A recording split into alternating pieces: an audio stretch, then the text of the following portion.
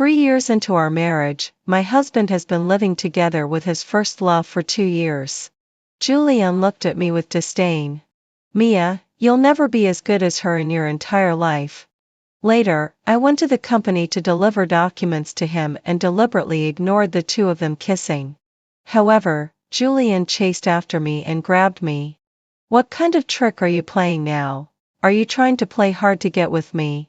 I struggled hard and turned around to leave. I didn't have the time to waste on him. My first love was waiting for me. On a rainy and overcast day, my legs ached faintly. The ferocious scar that was 20 centimeters long on my calf sent a fine and dense itching and pain like being bitten by ants. I took out the first aid kit and carefully applied a thick layer of special medicinal ointment as per the doctor's instructions.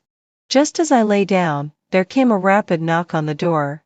Julian stood at the door with an unhidden look of impatience on his face. Where's the first aid kit? Mama's injured.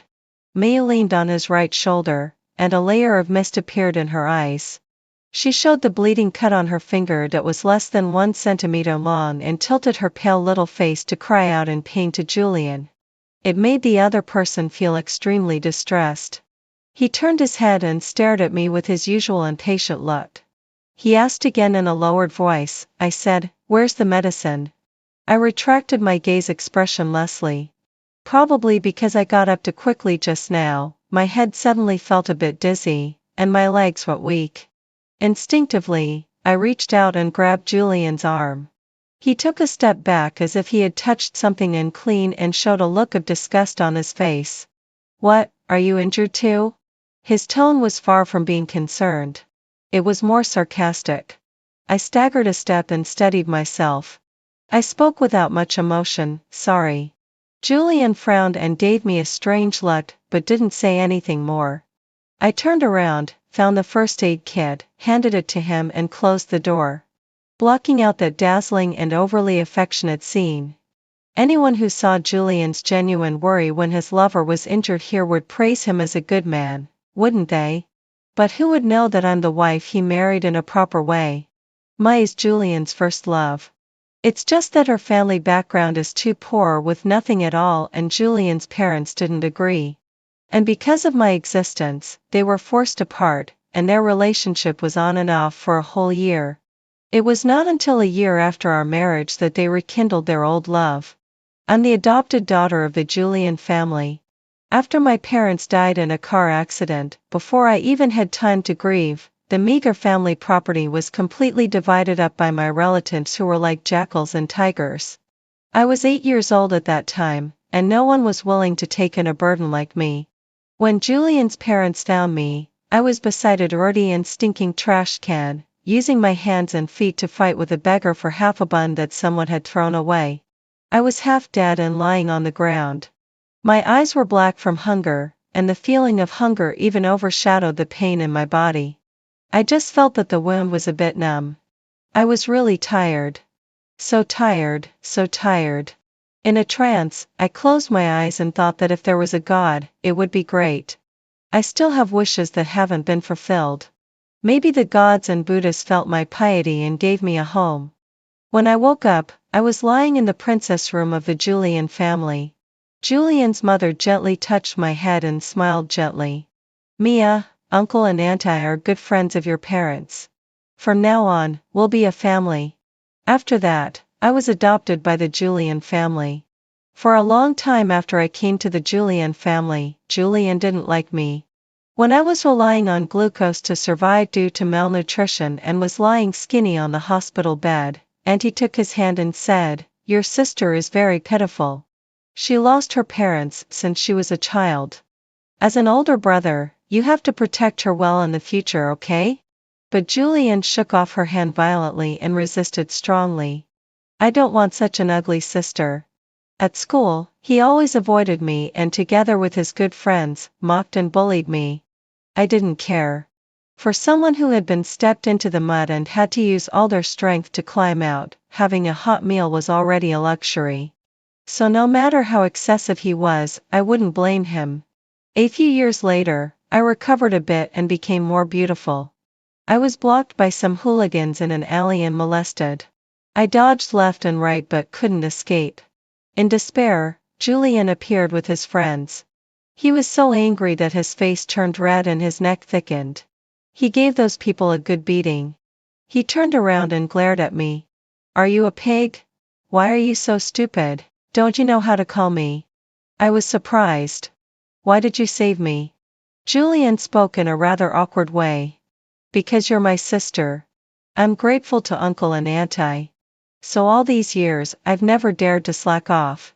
I've always followed Auntie's arrangements and become a standard lady of a noble family in the social circle. I'm proficient in piano, dance, etiquette. Gentle, virtuous, generous, and decent. I was cultivated into a commodity waiting to be sold at a good price, for Uncle and Auntie to compare with other girls outside and for Julian to choose from. Whenever I showed the slightest resistance, Auntie would give me a disappointed look. Back then, if it weren't for us adopting you. In my dreams at midnight, these words would haunt my ears like a curse. But I'm still grateful to them. Otherwise, I should have already died in that freezing winter. I carry an endless debt of gratitude on my shoulders. I can't sleep peacefully every night. After graduation, I joined the Julian group and won one big project after another for the company. In 3 years, the total asset value of the Julian group multiplied several times. The price, however, was that I suffered from a severe stomach problem. But it still wasn't enough. So when that out-of-control truck crashed into us 3 months ago, Julian rushed towards Emma in the passenger seat, and I, without hesitation, got up from the back seat and protected Julian. I lay in the intensive care unit for 5 days and was issued a critical condition notice 3 times. The doctor said I had 2 broken ribs, and one of them was only 1 centimeter away from piercing my heart. Besides, leaving aside those big and small wounds, I also had a permanent scar that was 20 centimeters long on my leg. The nurse exclaimed that I was really lucky. It must be that God was taking care of me. Was it? I lowered my eyes. I was indeed lucky because I had paid off my debt of gratitude. 3 years into our marriage, Julian has been living together with Emma for 2 years. Our marriage, which only seemed harmonious on the surface, was already rotten to the core inside. After that car accident, I lay in bed for nearly 3 months, and by the way, resigned from my position. I stepped down from the position of general manager. Julian's mother couldn't bear it and forced Julian to move into my villa to take care of me. Unexpectedly, me came along as well. On that day, she coquettously wanted to take down the mural hanging on the wall in the living room, saying that she didn't like this style. She also threw away my so-called decorative ornaments with vulgar aesthetics. Later, under the pretext of good lighting, she occupied my master bedroom. Julian smiled helplessly, his eyes full of doting. He indulged her in everything. I didn't care much. Once the lawyer finished the property division, my relationship with him would come to an end. As long as I could get a divorce, what did it matter if I gave this house to them? When I woke up in the morning, Julian had already gone to the company. He sent me a message asking me to deliver the document in the study to the company. When the assistant William saw me, she widened her eyes and looked terrified. She even stuttered when greeting me. I touched my face. It had only been a few weeks since we last met. There was no need to be so surprised. I had just stepped down from my position, not died. When I walked to the door of the office and saw the 2 of them kissing passionately, I understood where William's fear came from. Mo was pressed against Julian's desk by him, and their kisses made a smacking sound. A seductive moan escaped from where their lips and teeth met. William probably thought that I had come to make trouble. After all, I used to be quite skilled at doing such things. The equipment in Julian's office had been smashed by me and replaced one batch after another, always looking brand new. Ma is Julian's first love and now his secretary as well. Mayor after our marriage, after they got back together, Julian couldn't wait to transfer her to work beside him. He was afraid that she would be bullied and wronged. Before I had the car accident, I worked in the office next door while they were full of passion here. I was already wearing a cuckold on my head, and all I did was smash some things. I shook my head and smiled bitterly. I handed the document to William, told her to give it to Julian after they were done inside, and then left on my own. She looked a bit surprised, probably wondering when I became so easy to talk to. Indeed, in the past, I would have already made a scene. But now, I feel free without any debts. I don't owe anyone anything. And I don't hold any grudges against anyone either. Unexpectedly, Julian chased after me. When I reached the door of the company, my arm suddenly hurt, and I fell into an embrace. I looked up and saw Julian with a cold and stern face. His expression was gloomy, and there was still some lipstick that hadn't been wiped off on his lips. His dark black eyes looked straight at me, and I couldn't see his emotions clearly. Mia, what do you want to do again? I was stunned for a second, and was genuinely confused. I took a step back to create some distance and looked at him strangely. What? Julian's face turned even uglier. The hand that was gripping my wrist exerted a little more force, and his knuckles turned slightly white. What are you pretending for? You keep a straight face all day long. What do you mean? Are you dissatisfied with me? Or are you holding back some new trick again, playing hard to get? I suddenly understood. In the past, I always wore a gentle smile all year round because it made me more like the demure young lady that Auntie described. Just like Julian's mother, I became a perfect lady from a prominent family. I'm naturally intelligent, and can quickly learn all kinds of talents and etiquette. It's just that I'm a bit indifferent by nature and really can't keep a smile on my face all the time. At that time, in order to practice the perfect smile that Julian's mother and the etiquette teacher talked about, I bit a chopstick and practiced for 2 months. My mouth was so stiff from smiling that I barely met the standard. Even an ox that's tired from plowing the fields can eat grass. I'd been pretending for more than 10 years, and it's time for me to take a rest. I forcefully pulled my wrist free, rubbed the place that was red from his excessive force, and ignored his apologetic gaze. I said expressionlessly, "You're overthinking it. I'm not interested in you now." After saying that without waiting for his response, I lifted my legs and strode outside. I don't have the time to waste on him now. My first love, who just returned from abroad, is waiting for me at the hotel. Speaking of my first love. In fact, it can't really be called that. At most, we had a relationship. It's just that Ethan insisted on defining it as his first love. Because he said that I took his first kiss and his first time. I have to be responsible and give him a proper title. During our school days, among Julian's good friends, he bullied me the most. He said I was a beggar, Julian's child bride, someone who was eager to be a wife but was despised. He talked big all day long and looked for my faults. During that period, Julian's mother gave me a firm order to win Julian back. I cried, made a scene, tried to please him with a shameless face, and even threatened to commit suicide, but he swore not to betray Emma. I was very helpless and half seriously considered whether to commit suicide to atone for my sins. I leaned against the window at the end of the corridor and smoked. I was the well-behaved girl in everyone's eyes, and no one knew that I could smoke. Ethan came out to use the restroom. When he saw me, he was stunned for a moment. He looked like he had caught me in the wrong and, like a primary school student, shouted that he would tell Julian's mother. He was chirping like a sparrow, making me even more annoyed. Since he hated me so much. Then what would it feel like to be forcefully kissed by someone he hated? Would he brush his teeth for 3 days straight and even rub his mouth raw? I thought wickedly. Perhaps it was the effect of the sip of wine I drank during the meal. I stood on tiptoe and kissed him.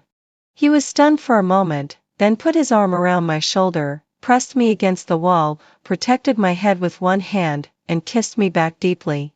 His inexperienced and clumsy kissing skills made my mouth ache. When we returned to the private room, Julian looked at me for a few times, frowned, and asked, "Why is your mouth so red?" I waved my hand and casually replied, "I ate something spicy." Then, I exchanged a glance with Ethan and then tacitly averted our eyes.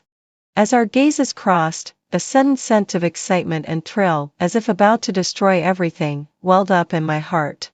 At the end, I lagged behind a step and handed him a room card. He came as promised and was more or less coerced into sleeping with me. I didn't expect that someone who talked about going to the club and having fun with women every day was unexpectedly innocent at heart. For a full 3 hours, I was on top of him, taking the initiative. In the heat of the moment, I softly asked him, "Are you still going to tattle?" He shook his head with tears in his eyes. In the end, Ethan got out of bed with wobbly legs and was crying. I imagine that he must have a very deep memory of that. Just like the most rebellious thing Julian ever did was to marry Emma. That was also my first act of rebellion. After that, there's not much to mention. I followed my family's arrangement and got married. He couldn't believe it, sent me a message saying he hated me, blocked all my social media accounts, and then went abroad. For a full 3 years, he never contacted me again. And I was too busy with company affairs to pay attention to him. Just like that, we gradually faded out of each other's lives. It wasn't until he heard that I had an accident 3 months ago that he couldn't help but come back to see me. When he learned that my marriage to Julian wasn't happy, he clamored to settle the score with me. Thinking of Ethan's indignant expression, I chuckled softly. The settling the score he mentioned meant coming with all his wealth. As soon as we entered the elevator, Ethan couldn't help but lean in and kiss me deeply. He picked me up and turned around, facing away from the camera, and aggressively kissed me. Our lips and teeth met, and it was like an electric current running down my spine. For some reason, it made my legs go a bit weak. I wrapped my arms around his waist and panted softly. It was fast and urgent. It wasn't until we fell onto the bed together and he pressed himself on top of me that I suddenly realized, "Ethan, not bad. You haven't been slacking off in practice all these years, have you?" He didn't answer, just gave a cold laugh. I just took it as a tacit admission. We've never made any promises to each other. So, of course, I understand. We parted on bad terms back then, and I got married. I really have no standing to ask him to remain chaste for me.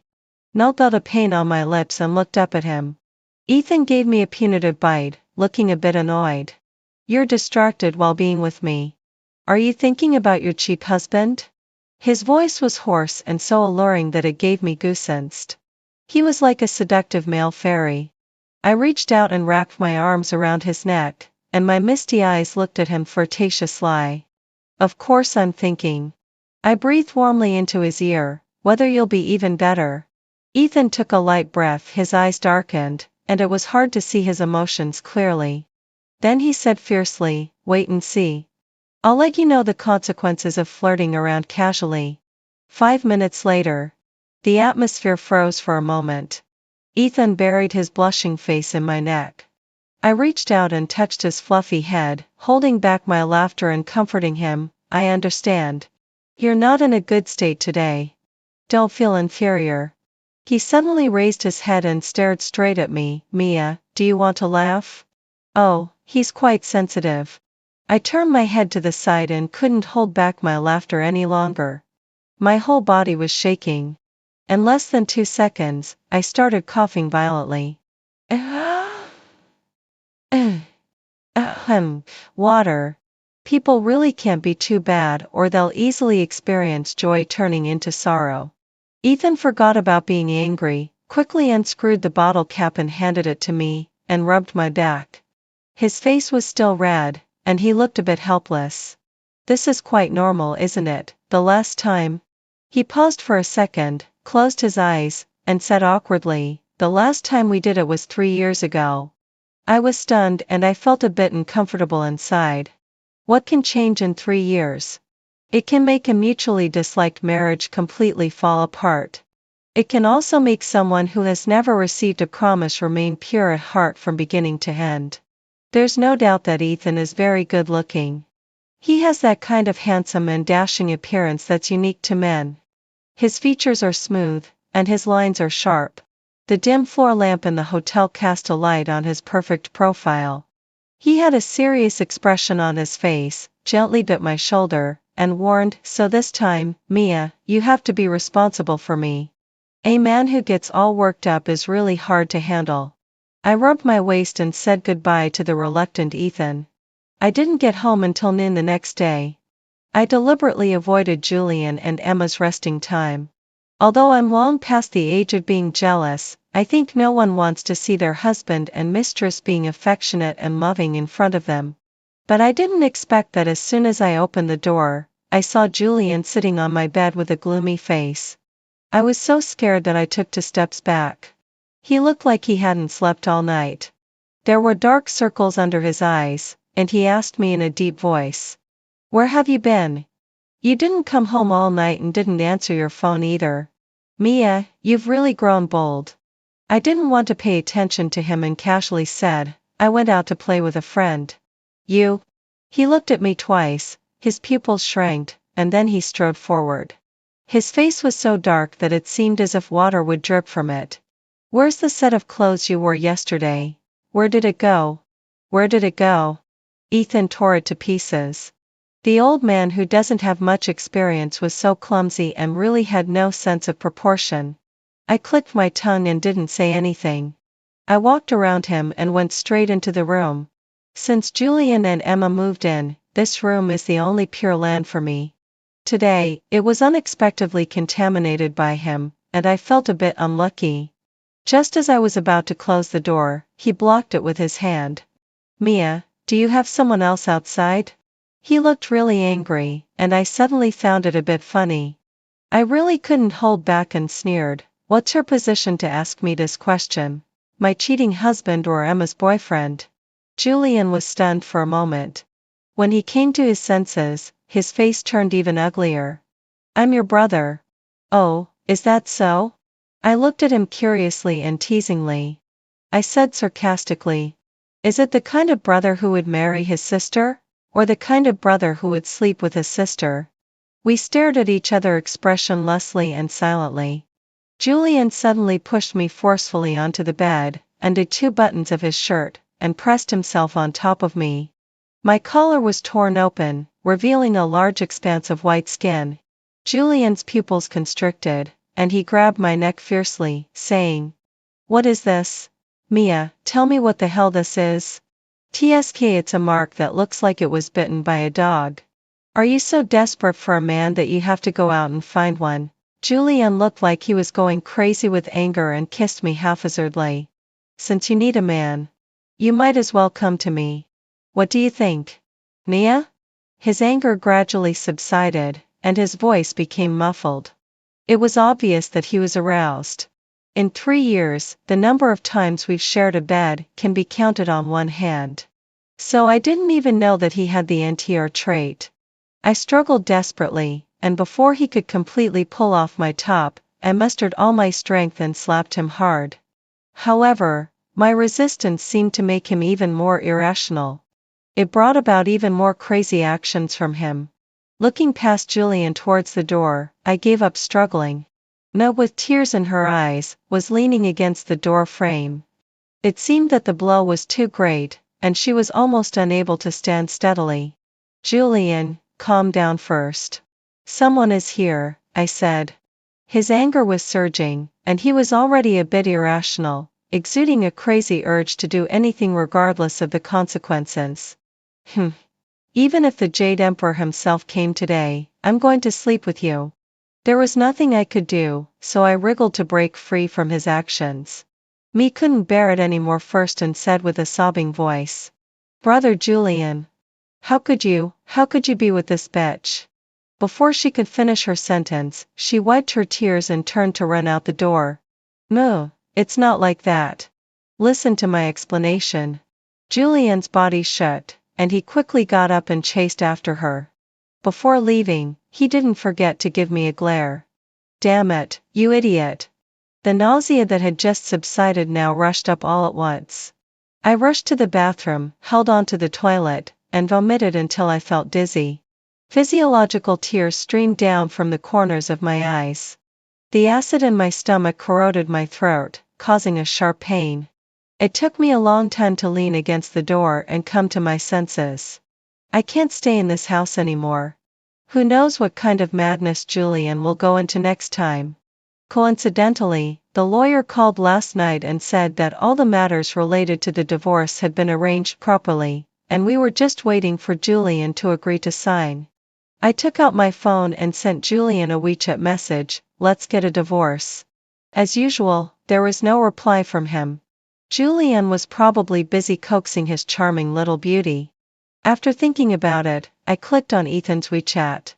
My hands were shaking as I typed, "Ethan, I'm homeless now." Ethan replied quickly, "I bought several villas to accommodate you." He quickly added, "We'll live together." I smiled, acting spoiled, "The villas are too spacious and empty. I don't like them." "Ethan, I also have several apartments in the city center." I continued to find fault, "It's too noisy." Then, "I also have 3 large penthouses by the river. Isn't it too far from your company? Commuting will be very troublesome, right?" "How could it be? I'm the boss. Besides, the driver will send me in a Rolls Royce." "Me? I'll fight you rich people." When I moved into Ethan's apartment by the river, he placed a stack of documents in front of me. He waved his hand and said, "Sign them." They were property transfer agreements. A total of 21 sets. According to Ethan, these were all the money he had saved up as a dowry for his wife after inheriting his family property over the years. I didn't fail to see the hope in Ethan's eyes. But I still refused without hesitation. It's not that I'm too noble to care about worldly affairs, nor that I don't understand the hardships of being destitute. On the contrary, I know better than anyone else the warmth and coldness of human relationships when one has no money at all. But I can't accept it. The Julian family taught me with their actions what the consequences are of easily accepting the kindness of others. The hardest thing to repay in the world is, in fact, a favor. Moreover, my relationship with Julian is still unclear, and I really have no standing to accept his things. After working for the Julian family for so many years, I also left myself a way out and have already saved enough capital to squander for the rest of my life. That's why I dared to mention divorce now. Ethan's bright eyes dimmed instantly, and he looked a bit dejected. I just hugged him, wanting to explain. I heard him mutter with a wronged look anyway, "I've made a will for all these. If something happens to me, you'll be the first in line to inherit." My heart warmed, "You don't have to do this." I want to. The person acting spoiled was simply unreasonable. His fluffy head rested on my neck, rubbing back and forth. It was as if it was scratching at my heart, making me feel itchy. He raised his head and looked at me seriously, "Mia, I just think that you're very good and deserve the best things. I just have a better family background. Without these worldly possessions, I would feel that I'm not worthy of you." Ethan has very light-colored eyes, and there is an unconscious indifference when he looks at people. But now he was staring at me without blinking, and he curved his lips. His expression was completely sincere and earnest. I chuckled. I don't know why. After being belittled for so many years. At this moment, I suddenly believed what he said. On the 3rd day after moving out of the house, Julian finally remembered that I existed. He made many phone calls. I let the screen light up and go dark, and finally, I pressed the answer button. "Where have you gone?" It was very quiet on his end. He was probably contacting me behind Emma's back. When I left, all the things related to me in the house had been cleaned up. As Emma wished, only the traces of their cohabitation were left. I said, "I moved out to make room for you." Julian lowered his voice, "What do you mean? Also, what do you mean by wanting to divorce me?" So he finally saw the message and had the time to pay attention to me? He was a bit annoyed. I still haven't coaxed Emma well. "Do you have to cause trouble for me at this time?" I was almost laughed out of anger by this scumbag. He was eating from one bowl while eyeing another. He couldn't say anything nice, and with one sentence, he insulted two people. If he could have just fallen out with his family for Emma's sake, I might have thought more of him as a man. But in fact he didn't have much ability himself, yet he still hoped that there would be many wives and concubines at home to serve him. Why didn't I realize how disgusting he was before? Did he really think of himself as an emperor? I didn't want to waste any more time arguing with him, for fear of making myself feel sick. I took a deep breath, spoke into the receiver at a rapid pace. The divorce agreement is in the drawer of my bedside table. Take a look at it yourself. You can put forward any suggestions, but if you don't agree, just wait to be sued by me. Don't contact me if there's something, and definitely don't contact me if there's nothing. I have megalophobia and I'm afraid of big idiots. After saying that, I hung up the phone, deleted, and blocked him in one smooth motion. Julian used state different phone numbers to call me and accuse me of being unreasonable, and I blocked all of them. I didn't expect him to be such a coward that he actually brought up our parents. I guess he thought that since I've always been obedient, I would always yield for the so-called filial piety. I drove back to the old house alone. Auntie was sitting in the living room and looked at me kindly. She was still that elegant, gentle, and virtuous young lady from a noble family. There was not a single fault to be found in her every gesture. I sat down on the sofa opposite her. Auntie. She smiled and nodded. After some small talk, she got straight to the point. I heard from Julian that you'd been causing trouble about getting a divorce from him again recently. She took a sip of tea, and her eyes held an unclear meaning. Again? That's right. When Julian and Emma first got back together, I made a big scene several times. I was young then and couldn't stand the humiliation, so I threatened to get a divorce. But it didn't work later, and I just couldn't be bothered to pretend anymore. Mia, boys of this age are always not sensible. I know you mind that, Emma. Men will always get tired of it one day. Auntie promises you. No, Auntie, it's because. I interrupted her. After pausing for 2 seconds, I continued, I've met someone I want to spend my whole life with. I have someone else outside. It's very strange. It was taken for granted that Julian cheated. It was a mistake that all men make.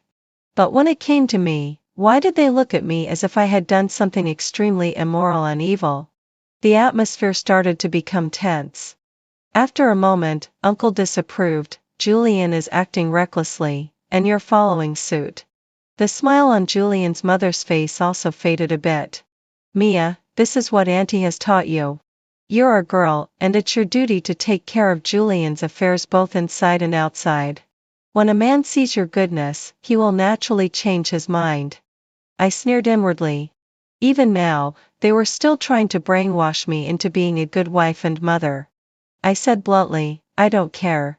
He can fool around with whoever he wants. I just want a divorce. The kind mask was finally torn off, revealing the ugly inside. Auntie's eyebrows shot up. She took a deep breath and looked at me disappointedly. Her thin lips parted slightly, and she said the words that haunted my heart every time I woke up from a dream at midnight and almost suffocated me. Mia, Uncle and Auntie have adopted you for so many years. Is this how you repay us? At the age of 8, I begged Julian to give me his outdated toy car. Suddenly, Auntie rushed up, snatched it away, and threw it into the trash can. She disapproved, saying, Mia, you're a girl, and this is not right. After that, I buried all my preferences deep in my heart. When I was 13, while Julian's mother was routinely checking my school bag, she found the first love letter I had received. She angrily scolded me for being indecent and said contemptuously, I adopted you not to let you fool around with wild men outside. Since then, I have taken the initiative to keep away from all the opposite-sex people and even the same-sex people, and I became the eccentric and withdrawn person that my classmates gossiped about. After the college entrance examination, my score was high enough to get into one of the top 5 key universities in the country. But Auntie smiled and said, you have to apply to the same school as Julian. Only with you taking care of him can I feel at ease. In the end, I went to that unknown university. Through her careful cultivation. As she wished, I grew into a person who met the standards. I confined myself within rules and regulations, and even my breathing had a precise rhythm. But now, I suddenly feel a bit tired of it. No matter how hard I try to please, I can't hear a word of approval. It seems that I was born to serve men. And that man is my nominal brother. To take good care of Julian, it seems that I should give up all of my individuality. This time, I don't want to compromise anymore. I raised my head and looked at them firmly. I don't owe your Julian family, and I don't owe anyone else either. 3 years ago, there was a huge capital deficit in the Julian group, and it was on the verge of bankruptcy. It was me who pushed myself to the point of gastric bleeding at the business dinner to barely secure the investment. Later, it was also me who led the Julian group to avoid 10 years of detours and reach its current position. I have repaid you 100 times the expenses of adopting me over the years and transferred the money into your card. 3 months ago, when Julian had a car accident, I risked my life to save him and repaid you with a life. I counted one thing after another with my fingers. You should be content. I don't want to make it too ugly. After a pause I said, no one knows better than me where the financial statements of the Julian group are whitewashed. We are all smart people. If you don't want all your hard work over the years to go to waste, then. I stood up and said firmly, I have only one request, and that is a divorce. A divorce. And then completely break away from this so-called warm home, that once made me and destroyed me several times. The woman who has always been so dignified that there is not a single fault to be found was now slumped on the sofa. She supported her forehead with one hand and forced herself to say, Julian is your husband, and it's only right for you to save him. I sneered, there's no such thing as right or wrong. Just as the purpose of your adopting me was never pure. If it wasn't to repay the kindness and get away from you, why do you think I saved him? I turned around and walked outside. Julian stood at the door, staring at me in disbelief. I withdrew my gaze and didn't miss the way his face turned pale inch by inch. When I reached the door, someone was anxiously looking around. I took 2 steps forward, and he came up to me, put his arm around my shoulder, and looked me up and down. He let out a sigh of relief when he saw that I was okay. Didn't they bully you? Ethan said. I shook my head and still couldn't come to my senses. That talkative Ethan didn't know what he was chattering about again. I suddenly looked up at him. Ethan frowned and reached out to touch my forehead. What's wrong? You didn't look right just now. Are you feeling unwell somewhere? Ethan. I stopped this clingy person beside me and after a long while, said awkwardly, I think I'm really about to be free. This sentence that I had dreamed of, chewed over and over on the tip of my tongue, and thought about for many, many years. At this moment, I finally said it with my own mouth. There was no relief as I had imagined, nor was there a smile to wipe away all grudges. I stood there in a daze, feeling a bit of overwhelming bewilderment. Ethan's expression was a bit pitying, and he reached out and hugged me tightly. The warm breath sprayed on my ear, making my heart tremble. He said softly, Who said you're free? You still have to be tied to me for a lifetime. I felt something strange on my finger. I looked down, and an expensive diamond ring was put on my ring finger. The setting sun shone on him, turning his ears red. I looked at him and didn't say anything for a long time. Ethan's eyes blinked nervously twice. After a moment he had an understanding look on his face. On his handsome face, there was an undeniable arrogance and pride of a young man. Don't you like it?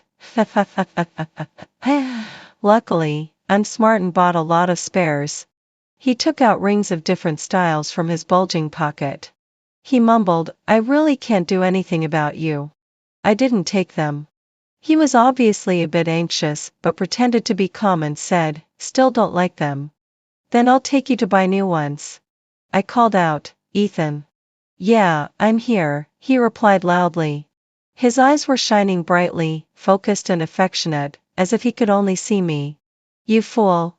Hey, don't be too spoiled by my love. Our lips met, and the rest of his words were completely blocked. Over the years, apart from my relationship with Ethan, taking the initiative to ask for a divorce was my second act of rebellion. So the Julian family naturally thought that I was still the powerless girl who could be manipulated at will more than 10 years ago. But they never thought that since I have the ability to lift up the Julian group, I can also make it fall into a slump in the blink of an eye. The Julian family played hard to get and used the kindness of raising me as a threat, refusing to accept the divorce. So I could only send them some things, including but not limited to the company's financial loopholes, the private photos that Emma sent when she provoked me, and some evidence of Julian's parents living their own separate lives. The noble family that looks glorious on the surface is actually in a mess inside. Julian asked to meet me. I thought for a moment and agreed. His state was definitely not good. He had a beard, and it seemed that he had lost several pounds. When he saw Ethan beside me, he was stunned for a moment. As if he understood something, his face turned ugly. He pointed at Ethan, then looked at me, and a storm brewed in the depths of his eyes. Is he that adulterer you're having an affair with? Why couldn't you have someone else? You just had to have an affair with my brother? I shook the blinding ring on my ring finger. Don't talk so rudely. He's my fiancé. And, call him brother and see if he acknowledges you? Ethan leaned in and kissed the corner of my mouth. I only want a wife. Julian's face looked defeated, as if he couldn't accept it. Why, you clearly loved me so much before. I did seem to love him very much before. It was just because I had professional ethics. Oh, about that. I smiled brightly. I was just pretending.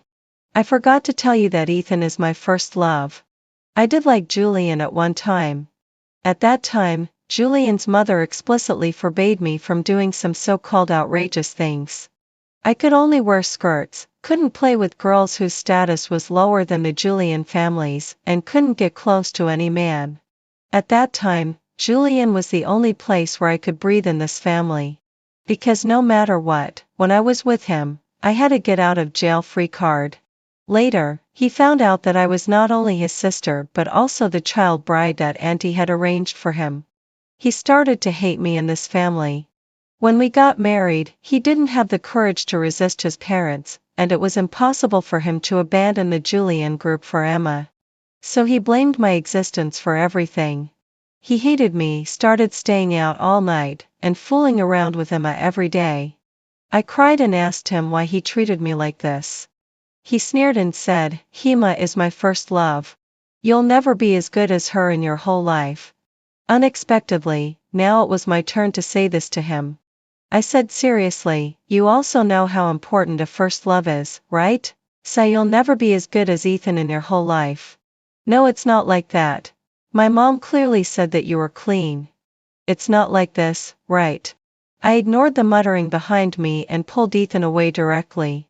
Except for matters related to the divorce, I refused to have any contact with the Julian family. Unexpectedly, Emma sent me a message. I'm pregnant. I really had nothing to talk about with her, so I replied with congratulations. After thinking about it, I added another sentence. I hope you make good use of your pregnancy and urge Julian to divorce me as soon as possible, okay? But she seemed to be stung and sent back a long string of sarcastic words. Mia, you're really proud, aren't you? I was really confused. Do you know how jealous I am of you? Even though I'm pregnant, he still refuses to marry me. He said he wants me to have an abortion. It's all your fault, you bitch. Why did you have to interfere in our lives? He should have married me.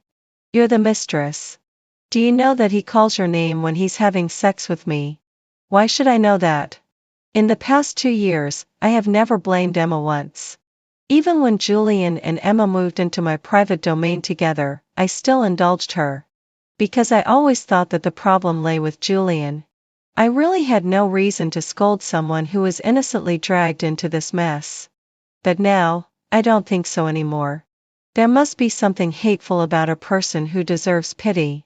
Having an affair with a married man is really not something to be praised. I was so angry that after replying to her message, I blocked her. But when I turned around, I saw Ethan looking at me faintly and saying, Baby, were you talking about me? I cleared my throat and said, How could that be? My dear, I'm almost divorced. Now you're the main one in my heart. Ethan cleared his throat, and his cheeks quickly turned a shade of crimson. I secretly laughed in my heart. How could he be so easy to coax? Under my strong offensive, Julian finally agreed to the divorce. He has lost a lot of weight.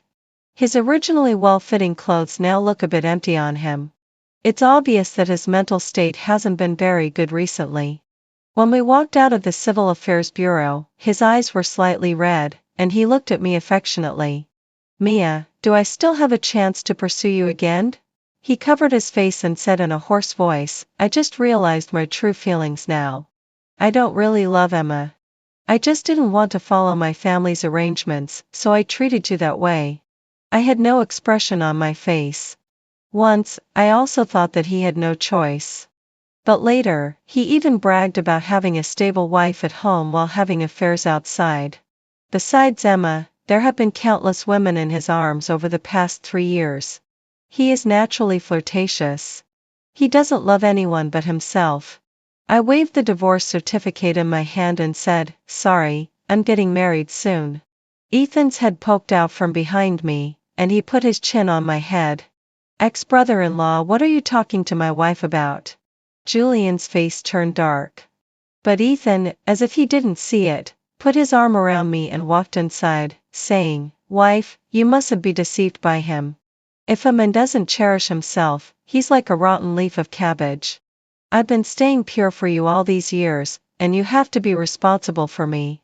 I held back my laughter and said, okay. Later, I also asked Ethan why he got together with me when he used to dislike me so much.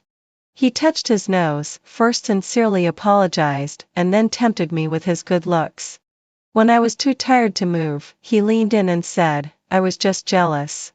I was jealous that Julian had a sister who was wholeheartedly good to him and was so beautiful.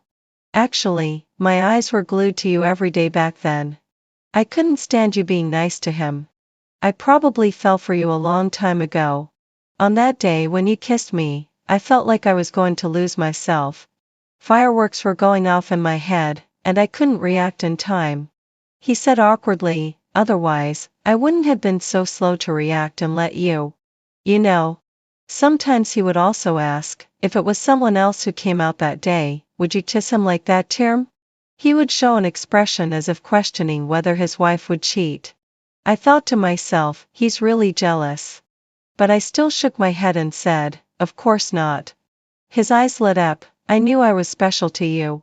I continued to add, because no one else is as talkative as you. Ethan pouted and said, you can say whatever you want. Anyway, we're a match made in heaven. I hugged him and nodded with a smile. Meeting you is indeed fate for me.